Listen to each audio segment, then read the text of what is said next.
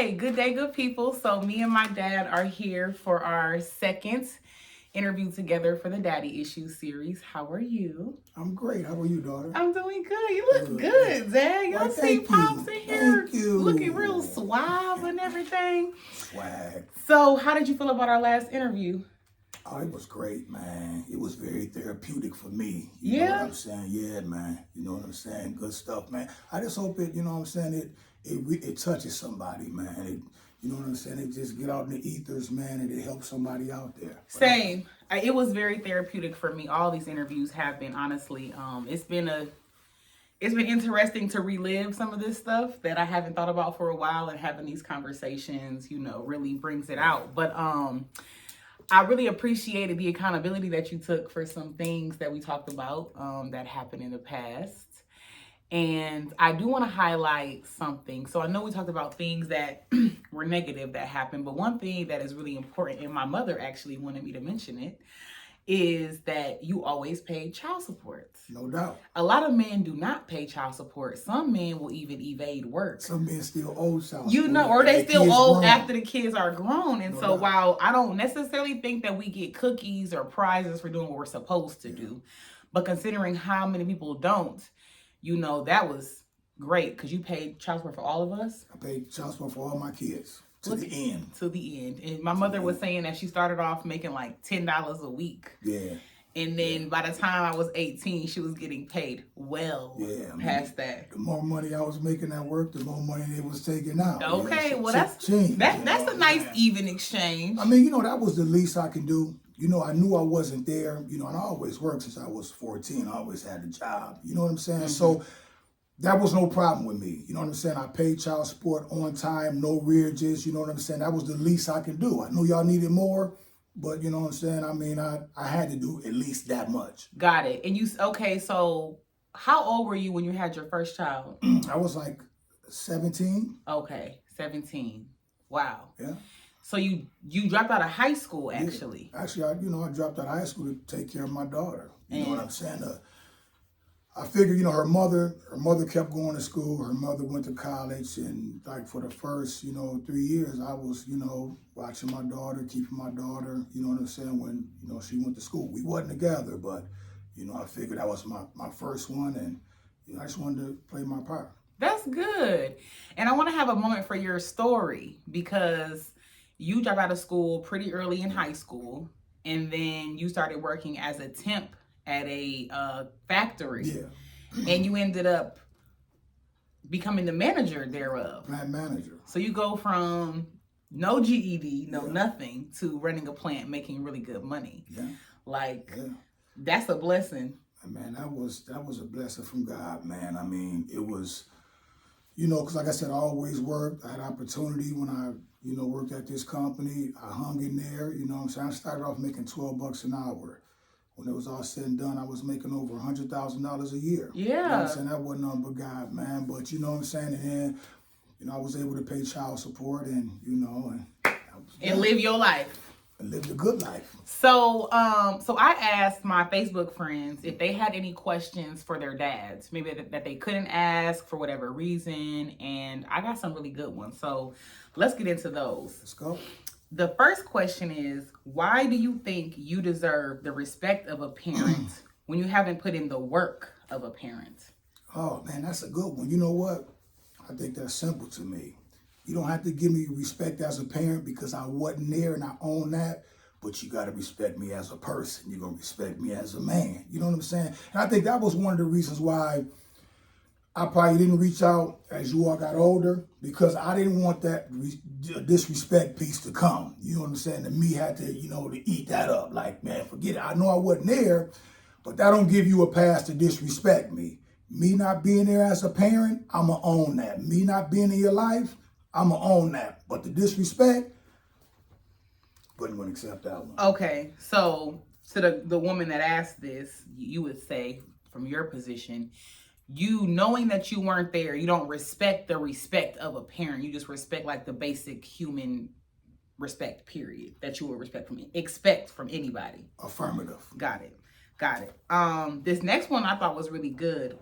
and mind you, these questions other people have asked me to ask my dad. So it's just so we know where they're coming from. What happened between you and my mom that made you decide to not be present for so long? You know, as I stated in our first segment, it was a situation happened between me and your mom that I'm not going to discuss, don't want to discuss. It kept me away from you. One thing I can tell you, it was no domestic violence, but it was a situation that kept me out your life for a long time. Something that me and your mom had dealt with. So, you know what I'm saying? She got a part to play in that. So do me. This is a two-way street with this one. Right.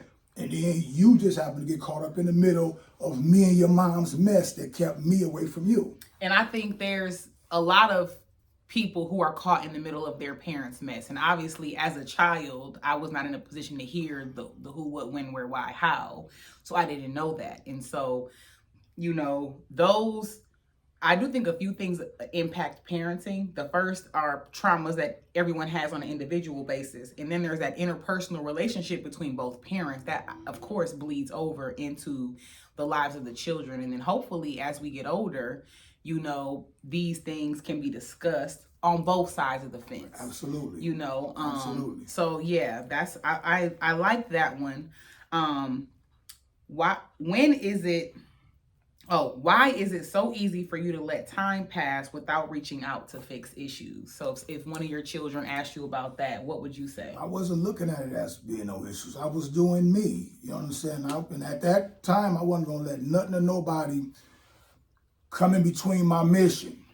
My mission was to make money. My mission wasn't to worry about what nobody doing, how they doing it. This thing was all about Steve Cunningham and the direction he was going in. And I just refused to let anybody come between that.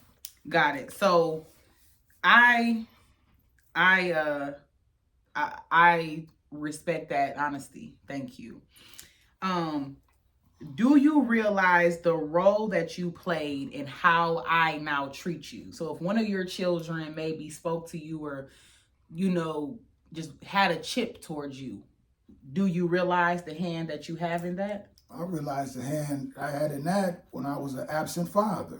You know, I expect nothing, no less. Actually, I was surprised how you kept reaching out. I was surprised how you kept reaching out because I didn't expect anything from you. I didn't expect nothing from you or you know, but the respect piece. Yeah. Now, you know, even if you didn't call me dad or even if you called me Steve or looked at me different, that's what I expected from you, but you shocked me. Yeah. You was persistent. You kept going. Thank you for that too. You're welcome. Thank you for that too, because out of all my kids, I never thought that you and I would have a relationship that we have right now because we was living in the same town, but we were so distant. Right. And I never thought that we had a connection we have right now. But thanks to you and the efforts you put in and that, you know what I'm saying, we here today. That warms my heart, y'all, because I work hard. And I remember one time, let me tell y'all a little story. I came to visit. I had a key to your house, and I would go by there sometimes. Maybe, I don't know why I would, but I would just do it. And your kitchen was not clean. And I cleaned your kitchen. Like, oh, he's probably busy, has a lot going on. Maybe he's in his feelings like a human being. And so I cleaned your kitchen. You ain't call and say thank you or nothing, but... You know what? That's what I'm saying. You know what? Because look, that was the mode I was in. That's why I had my own, I was living by myself. I didn't have to worry about dirty dishes, whatever. I mean, it's just like having a one-track mind. You're just thinking about that mission, tunnel vision, and nothing else. But thank you for that. You did keep it clean, though. Yeah, I did. Want to move back in with me? Yes, I do. Yes, I do. Thank you. But yeah, so, okay. Somebody else asked this question, and I thought this is deep to me. Why was I never good enough? So to the kids, the women, the men whose father, mother isn't there, and then they're wondering why they aren't good enough. What do you say to that? Hey, man, you know, it wasn't that you wasn't good enough. You know what I'm saying? I was stuck on me. I didn't even look at it from that aspect. As far as you're not good enough, you could have been this, man. Again, you know what I'm saying? I'm just thinking about, you know, the way I'm moving and what I'm doing. Mm-hmm. And some other parents may think the same way. It wasn't even about, you know, you wasn't there. I mean, because you was beautiful. I mean, you was, man, I used to, you know, hold you and, you know, love that energy I was getting from you there. But once, you know, I just shifted the focus on me. It was worried about me. It wasn't about nobody else. It just was about me and the mission I was on. Yes. Now, I'm on the opposite end of this question, but somebody asked, why did you have a relationship with your other kids and not me? So I guess in our case, it could be, why do you have a relationship with Kaya and Junior, but not me? Oh man, that's a good one. Like I said before, you got this going between us. You did. I got to give you the credit for that. You, because the way you reached out, you understand what I'm saying? You reached out and I accepted that with open arms. It was rocky. It happened. You know what I'm saying? Thanks be to God. Now with my son Junior, me and his mom was married. We was married for about 14 years. So I was married to Junior's mom, and that's how I was in his life like that. I was married I was in his life from the time we was married to when we got a divorce. And then still things got rocky after I got a divorce. It affected him. And you know what? You know, when I married Junior's mom, she already had a kid that was 15 months old. That was, you know what I'm saying? She already had a kid. It was rocky for him. Things have changed with him also. Right. Because I affected him, you know what I'm saying, by being a presence in his life, and then me and his mom divorced, and boom. But that's how, you know what I'm saying, I, got into your life. Yeah, I would say, and I mentioned this last time, I definitely worked hard, and it was always important for me to show up for you and my mom, wholly. Honor thy mother and thy father is what the Bible says. No, I don't think that if your parents are abusive or whatever the case may be, I'm all for healthy boundaries. But for me, it was really important to foster our relationship, even when I felt like, things could have been better on your side of the fence. But let me just say, it warms my heart to hear you say that my actions, because thank you for acknowledging that, because that's a big deal to me. That really that was you. That gives me the warm and fuzzy. Man. Listen, okay. Have you ever done this? Why did you let women decide when I was allowed to be in your life? Man, one thing I didn't do, I didn't let a woman dictate my pace and what I was doing. You know what I'm saying? I wasn't in your life because of me, not because of nobody else. That's why I take ownership of that. It wasn't because another woman said, just like you interviewed Cody, said the package.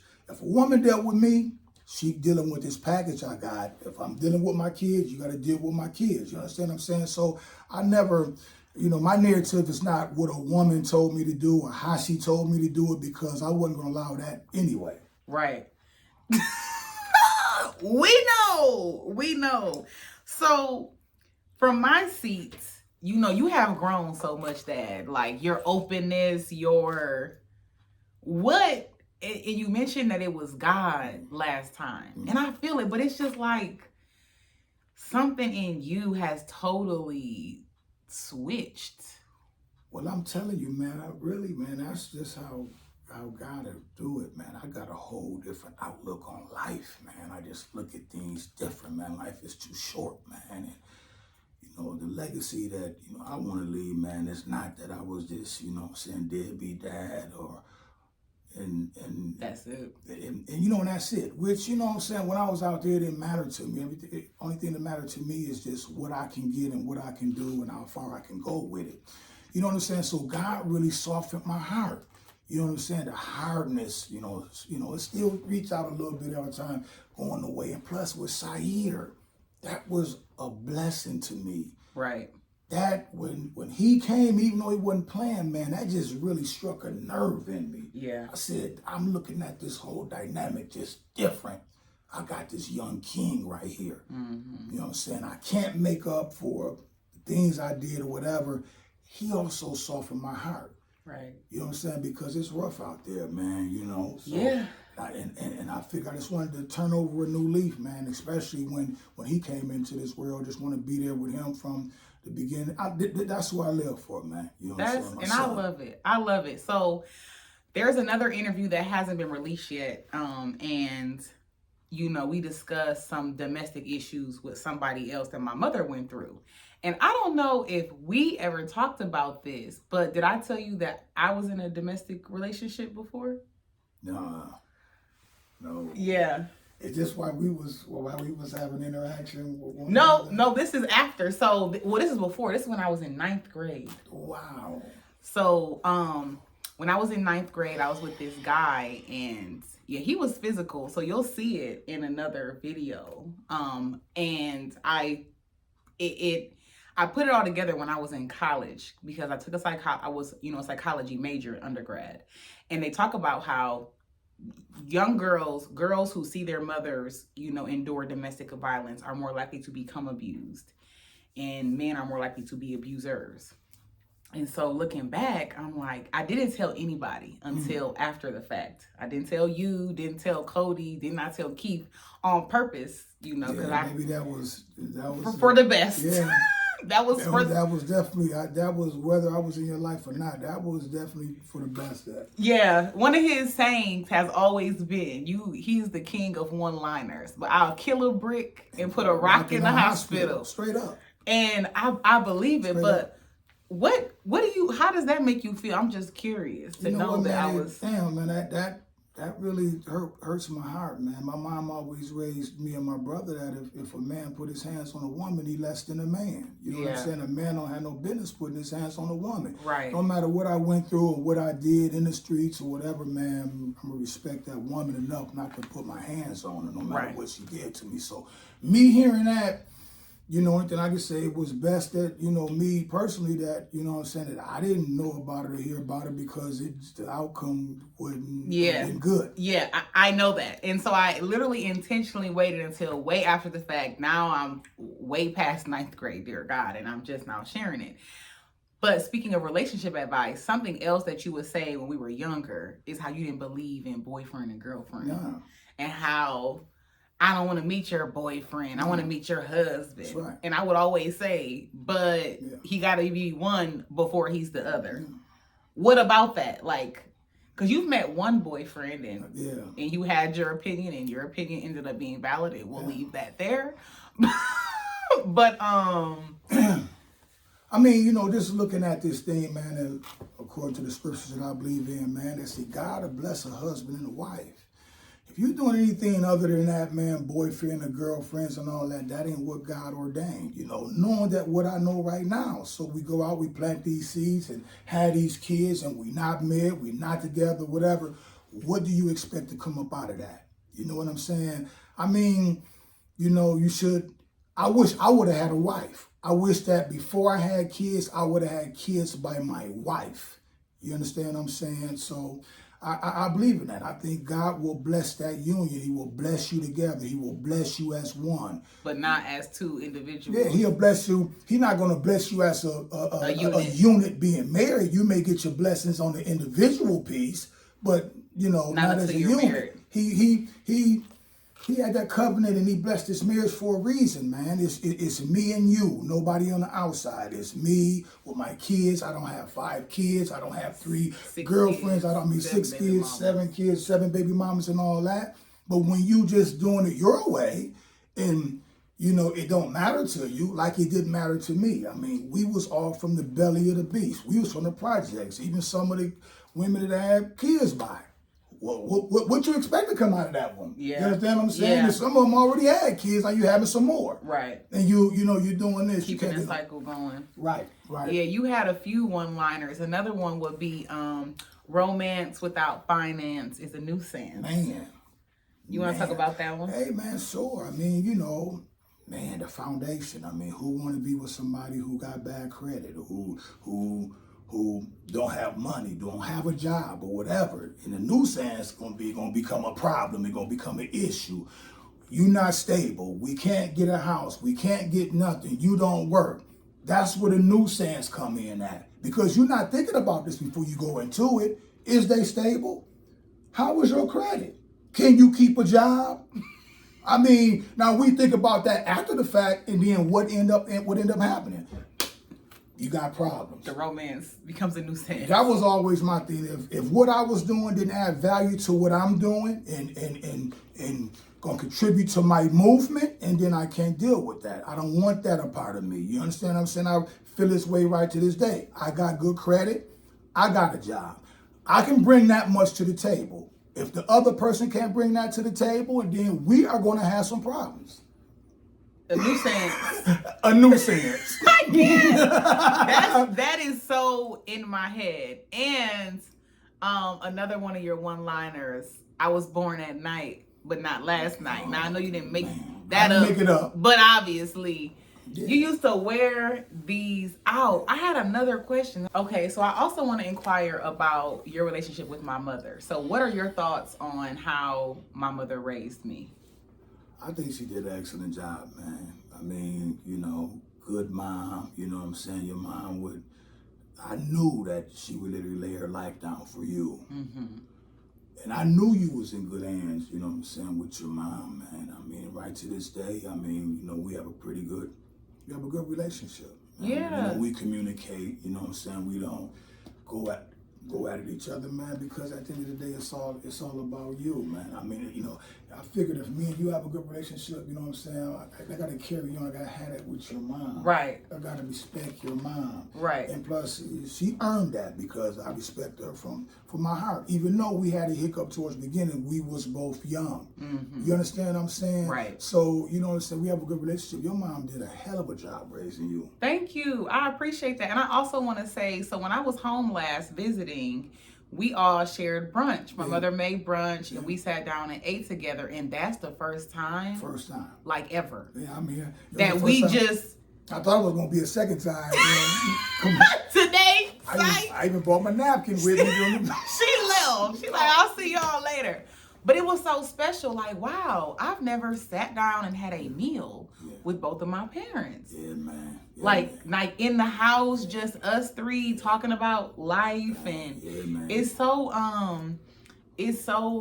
just wild, you know. So I'm grateful for moments like that. And I also want to ask you, speaking of like being grateful, as I'm recording these, when I'm done recording them, when I'm looking them over, a lot of things come up and I find myself still healing, or like, you know, like, wow, I felt a way about this and I still got to work on letting this go. Like, it's definitely, this series is an active healing process for me. And I want to know what it's like for you, like watching it, maybe thinking about it after the fact. Is it an ongoing thing, or is it healing for you?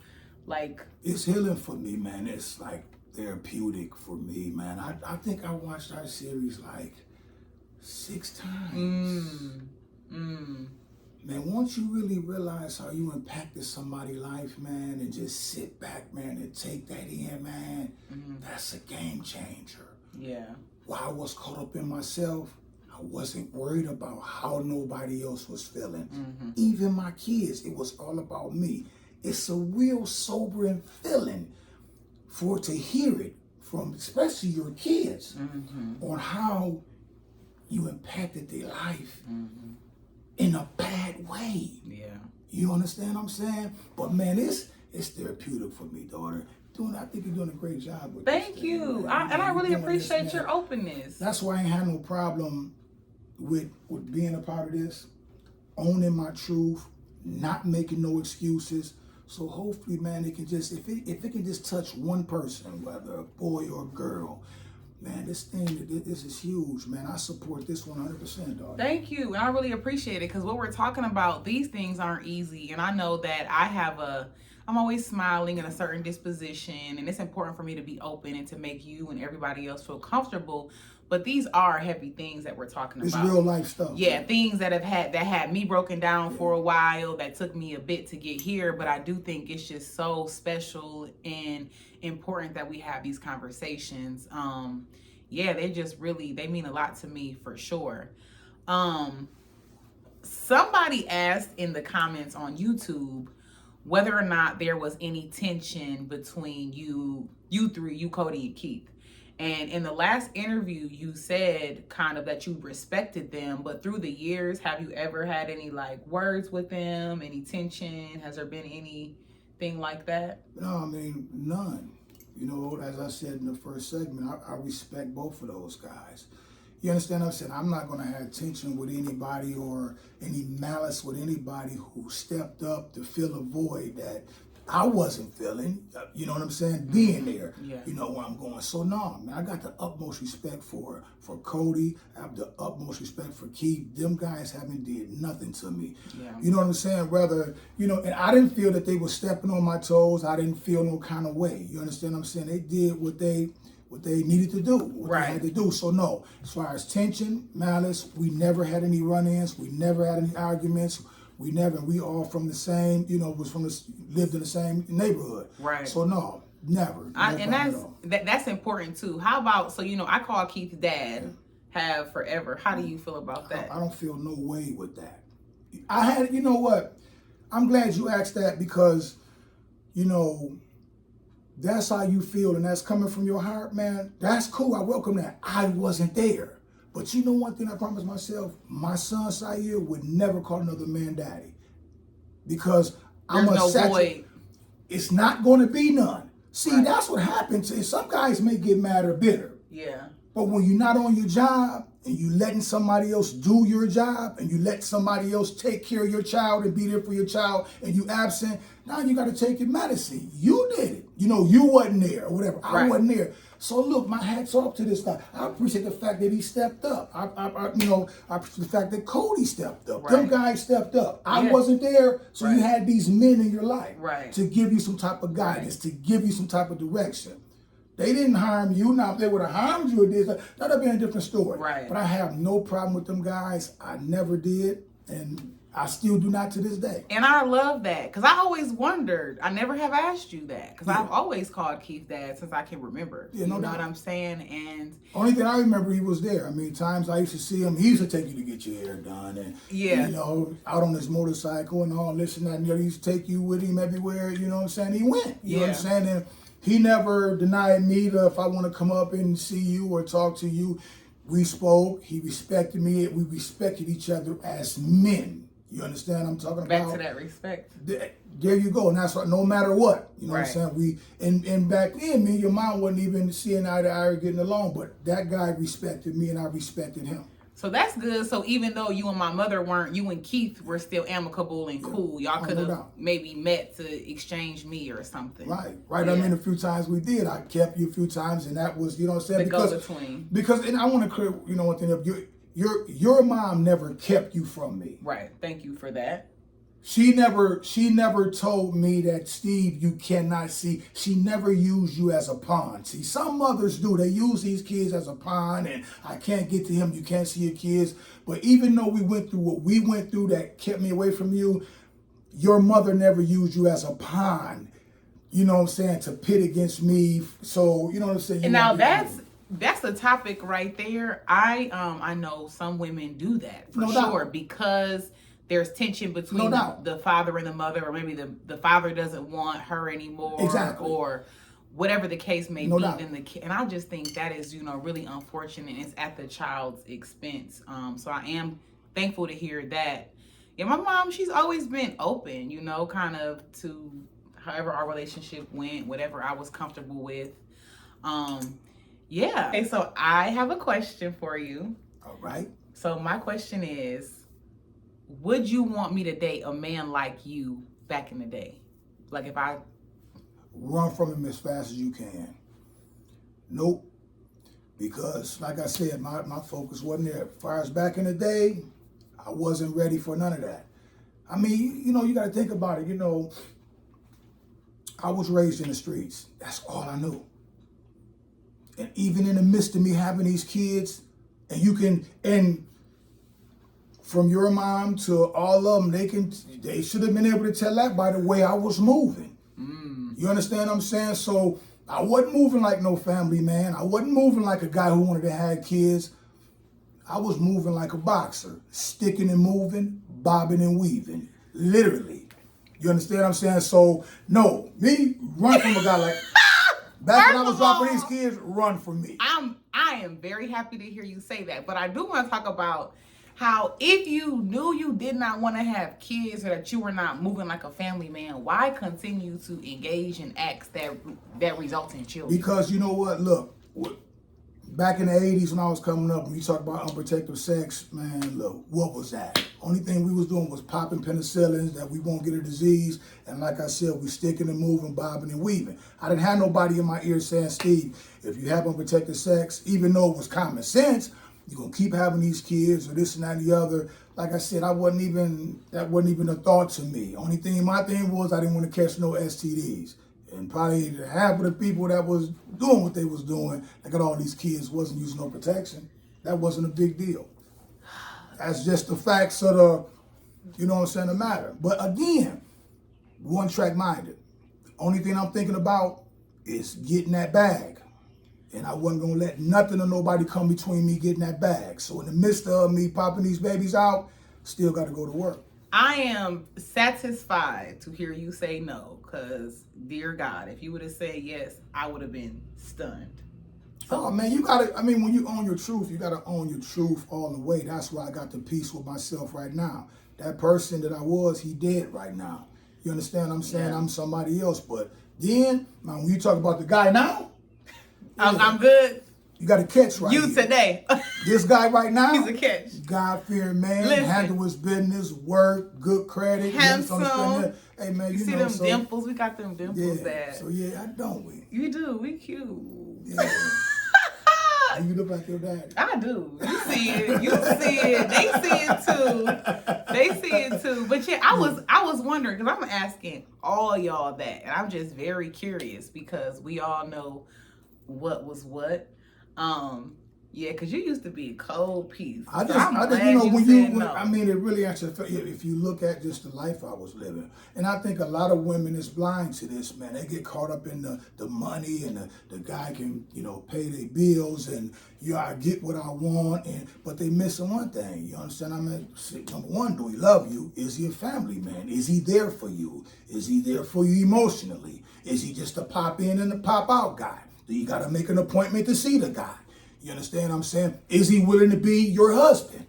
Or y'all going to be engaged for, I mean, the signs will be there. A lot of times we ignore those signs. I know exactly what I want from a woman. I know what she need to have. I know what I need to bring to the table with no question. But you know what? I wish somebody would have schooled me back then. You know what I'm saying? But unfortunately, I had to get schooled from the streets. You know what I'm saying? When you hanging out with the lions and tigers and bears, you know what I'm saying? You better know how to run with them. You understand what I'm saying? Yes, I do. And this leads me to, what kind of advice would you have for women who are dating? Like women dating. What kind of advice would you have? Hey, man, number one, know your worth. Don't settle for anything. And far as the pregnant piece, whatever, number one, use protection. Is this the guy? Would he be your husband? You know what I'm saying? Is he a family man? You know what I'm saying? Do he love you? Is it just a fling? Know what you're getting into and be able to accept whatever consequences come behind this if it don't work out. Think about it. Are you caught up in your emotions? You saying you love him? Is he showing you the same thing? I mean, you can stop right there. What kind of love is he showing you? And see, I'm not talking about just, what he doing, he giving you money. That's what we talk about. I can't hear what you saying, foreseeing what you doing. See, that just simply mean this. See, you saying one thing, you saying you love me, but your actions show me something different. The great Maya Angelou said, she said, when somebody show you who they are the first time, believe them. Not the second time, not the third time, not none of that. So, and number one, just save yourself. Man should be willing to wait. See, is it right for him? See, I mean, do you get to know him? Get to know a person. Get to know the good, get to know the bad. Because a lot of times when you give yourself to somebody, you get caught up, you get emotionally caught up, it's hard to cut that cord and know what you're looking for. You understand what I'm talking about? I do. That's great, because I have a follow-up question then. So we'll just call it, is good sex and a man spending money on you, do those things equal love? They don't equal love. Can a man do those things and not love you? Absolutely. Absolutely. You understand what I'm saying? I mean, I did it. You know what I'm saying? Because it wasn't all about, my love was for the streets. That's what I sold my attention to. That's why I gravitated to. You know what I'm saying? Of course, until the dynamics of that changed when I got married, because I kind of cut it loose and I was dedicated to my family, wanted to be a provider and all that. But when I was out there, I was married to the streets. And guess how a person could realize that? Because of my actions. Where was I always at? In the streets, clubs, checking traps, doing something else. See, that's what I was dedicated at. That's where my heart was, like the words say. Where your heart is at, that's where your treasure's at. That's what mine was. But you know what? If you just sit back and analyze somebody and watch how they move, you probably can make your decision, and if you really assessed it and believe what you see, in a minute, 1 minute. See how they move. And that, I will say, I live by that. When somebody, see, I'm all for a healthy conversation. So if the math is not mathing, I'll talk about it. But then I do have a moment where I have you literally in my head. Because when I tell y'all, I can't hear what you saying for seeing what you doing forever 1,000 million times. And so now I'll be like, okay, Kaya, if they're showing me this, why do I need to talk about what they are showing me? Because your actions trump your words. What your words are not telling me, your actions are. And if your words and your actions do not align, then let me go with your actions every time. And I know for me, you know, I still can struggle with this sometimes, maybe hold out hope, maybe be understanding, give grace and stuff. But typically what you see 9.9 times out of 10 is what you need to go by and not what you hear. Because men know how to sell dreams. I mean, women do too. But so I love that you said that. I received that. And I pray that that touches somebody somewhere, because Amen. we often are not taught how to date healthily. And if we're not shown, and it's something else coming from a man. When a man tells you to value yourself and things to look out for, it's different than like other women, because you're a man, so you know how men operate for sure. You know what I'm saying? Especially the ones that we should watch out for. I mean, he's better now, y'all, but I mean, that's, you know, it took us a while to get here. Right, So exactly. So you have experience in this. And so yeah, I really you know, and to be honest, you know, no disrespect to anybody that has dated you, but I just be like, why are we? I would not sign up for 5 kids with 5 different women. But nobody know. You know what? They didn't sign up for that. It was like, you know, if I'm having unprotected sex with somebody, you know what I'm saying? Obviously, I wasn't shooting blank. Something may happen with that. So none of them signed up for me to be abstinent, to me doing it. Caught up in the moment, like a lot of people doing right now. But that moment, but I'm saying after the fact, like when you are now, your kids are grown. Yeah. But you have 5 kids by 5 women, and then to the women that you will be dating, you only talked to 2 of us really for most of the time. And so it's like, that alone might say enough to somebody. A lot will. You don't know how we blind to a lot of things. And like I said, once you get your emotions, you may like the swag. You may like what I'm driving, this, that, and the other. That's going to supersede everything else. Everything else going to take a back seat to that. So the message is to not let these superficial things supersede the other things, right? Because all that glitters may not be gold, you know? And so to me, that's important, because women, we can get caught up in, oh, he has money. Oh, he does this for me. Oh, he does that. Whole time, you're not emotionally being attended to. You're not being respected. You're not being honored and loved and cherished as you deserve to be. But these things do not replace, like material things, love, aesthetics, just do not replace those things that money cannot buy. And some people, some women compromises that. True, and they're okay with that. And they okay with that. Some women be okay with that. They be okay with being the other woman, as long as you paying my rent or my car note and taking care of your kid from, whatever that story may be. Some people compromise that, but if you play with fire, 9 times out of 10 you're gonna get burned. Just stay out of the way. You know what I'm saying? If you don't stay out of the way, that means you in somebody's way. You understand? So if you going to the club, 9 times out of 10 you going to the club for a reason. If you hanging out on that block, 9 times out of 10 you hang on that block for a reason. But it's a price to pay for it if you make the wrong decision and decide to go down that road. Right. I wish I would have.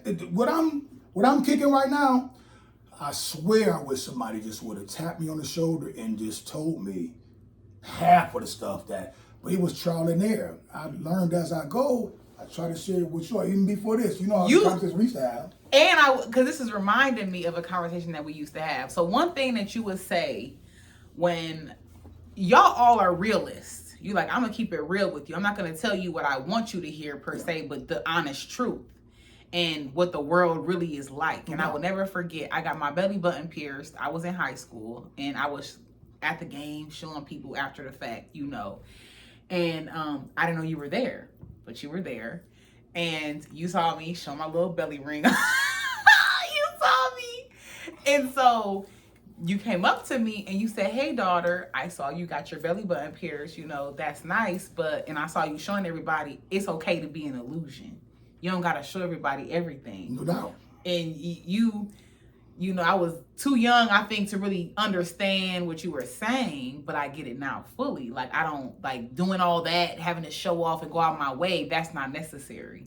But you definitely dropped a lot of gems. And now that I'm saying it, I remember you always saying, I'm keeping it real with y'all. Like, this is how the world is. And so those romance without finance is a nuisance, that you don't want to meet a boyfriend, you want to meet a husband, or all these things. Sometimes I would be looking at you like, but you don't follow your own advice, Dad. But my mom used to always say, don't be like me, be better than me. And I feel like a lot of the advice that you gave us when we were kids set us up to do better. Because you also would share, and we had to talk about this one day, how if you could do life over, how different you would do it. And the last time you told me that, Dad, I'm like, I don't want to hear that no more. I'm here. You can't undo this. But you have, See? That honest, listen, big Kaya. I don't want to hear that. I'm telling y'all, we can't undo. We can't undo. So stop talking about if you could undo. Man. You can't undo. And that's why, and that's why I stopped really, because that was, that's the excuse you're using as a crutch. But what are you doing now? Thank you. What are you doing? It's not how high you jump. It's how straight you can walk when your feet hit the ground. Come on. So you can all the talking and all that, you know what I'm saying? Yeah. And that's why the last time you called me, you had a situation. I got to show up now. Right. The last thing you want to hear is, oh, my ship coming in. I need some money too. No, okay, here you go. What is it? Boom. Right. And that's what I learned too. Just show up, man. Be a man of your word. Do what you need to do. Quit making excuses. Own your truth. Own your truth and live in that truth. Once you own it, start living your truth. Mm-hmm. You feel what I'm saying? I do. Because I've always been a type of guy. I really didn't care what nobody else spoke about me. Even when I was out there, because that motivated me to do better. That's why I was able to keep my job, make over $100,000 a year. You understand what I'm saying? Do what I had to do because I wasn't paying attention to the haters. Because what they were saying and what they was doing, it wasn't adding value to my movement. If whatever you're doing is not adding value to my movement or what I'm trying to do, you a non-factor. And it's a non-factor to me because now you in my way. Like they said, it's not safe to pit on the railroad tracks when the train is coming. This train always was going forward. So the no good dad piece and all that, I got immune to all that too. Because you just kept going. Because I just kept going and just, working on my agenda. Now, I would like to kind of have a moment for something that you just said. Not caring about what other people say. Right. Dear God, my ability to let things go or did you let it go? Listen, or to not care is deep. Now, if I love people, I'm more affected by how they feel. But 9 times out of 10, I don't care. You know one thing I learned, daughter, it's like, back when I was really being a student of the word in there, I realized one thing. See, God don't need no help doing his job. So in order for me to have that peace, you know what I'm saying, sometimes you got to let it go in order to move forward. Mm-hmm. Once I truly give it to God, that's why the spiritual piece played a big part in the direction I'm going in, because now I know who I really need to turn to. The fixer, the one who can give you a permanent fix, not a temporary fix. Oh, I love you 4 minutes, that and the other. But when you turn it over to God and you turn to him, he'll make a way simply because he is the way. And so that, I do. You know what I'm saying? But you also used to say, as it relates to people talking about you, not just you, but like in general, they talked about Jesus Christ. They did it. But you know what though? So, but I of course they're gonna talk about us. But you're right. I had to put it in perspective about what he went through and whatever. I'm not gonna get treated no less than what he did. If you read about, they beat him, they spat him, they talked about him, whatever. The same thing's going. It's what you're gonna do when that storm come your way. Right. Is it going to change the way you move? Right. Is it going to throw you off course? Right. Is it going to make you turn left when you should have been right? Right. So I was always the type of guy like that. I'm not going to, even with my dad not being there for me, when I said I'm not going to let that define what I do, I knew what I wanted to do. Even coming up, my brother, my oldest brother, was in our life. He did over 20 years in the penitentiary. I already knew that's what I'd never been to the penitentiary a day in my life. You know why? I knew that I didn't want to do that. That ain't what I wanted to do. Out of all the stuff I was doing in the streets and this, that, and the other, I still had a mind of my own. And I was willing to suffer those consequences that come behind the actions and the move that I made that came with that. Right. You understand what I'm saying? And I think you made another good point here, that life is mostly about really how we react to what happens to us. Because unfortunate, crazy, wild things literally happen to all of us all the time. But what makes a difference is how we react to those things. How do you handle it? Yeah, that makes a difference. I already knew somebody talk about me. Guess what? You got problems of your own. If I knew the skeletons in your closet, maybe I may be sitting here talking about something different. See, once I knew that everybody had their problems. Everybody had their struggles. Everybody going through stuff. Somebody got something in their closet they don't want nobody to know about. But they want to pick and jab at yours. You understand what I'm saying? So once I put all that together, they are not no better than me. I'm not no better than them. So I'm going to pray for you. Let me keep it moving. Right. Because once I start letting other people affect the way I need to move, and then I got a problem. Right. Yeah. Then because shoot, the few times I did, you know what I'm saying, a few days in jail, that judge didn't ask me, well, is you going through something in your life? Was your dad ever there for you? Was so-and-so ever there for you? No, they said, look, you did this situation right here, you're going to jail for a day or two or whatever. It was accountability. You got to be held accountable for your actions. Be careful the moves you make. Yeah. Whether somebody is there for you or not, it's consequences that's going to come behind whatever action that you make or you take. And you got to own up to that. Yeah. Whether you own up to it or not, you're going to reap what you sow. Right. Yeah. You can own up to it. You can blame somebody. You can do whatever you want to do. So you just got to be careful how you move with this thing, man. Yeah. And get your spiritual life together. Believe in the higher power. Yeah, I agree. Believe in the higher power. Because people, they going to let you down. Yeah. I can feel good today and tomorrow, you know, my ship didn't come in. And that may affect somebody. People is not perfect. People make mistakes. I just chose just to believe in the higher power, which is my Lord and Savior, Jesus Christ, because he never changed. He'll never let you down. And he is the fixer. He's the fixer. People down here would give you a temporary fix. They'll put a Band-Aid on it. You understand what I'm saying, daughter? They ain't gonna do surgery. Thank you, Jesus. Listen, they are not. Yes, they are not. I agree. I know this is a hook. I don't want to take but I agree. I agree with all that. I live by life is not about what happens to us, but how we respond. I think accountability is really important. I do believe that we reap what we sow. So I agree, but that was really good. Thank you for answering my questions. No problem. Listen, thank you all for tuning in. Please like, comment, subscribe, share, ask us any questions that you may want us to cover next time, and have a great day. Peace.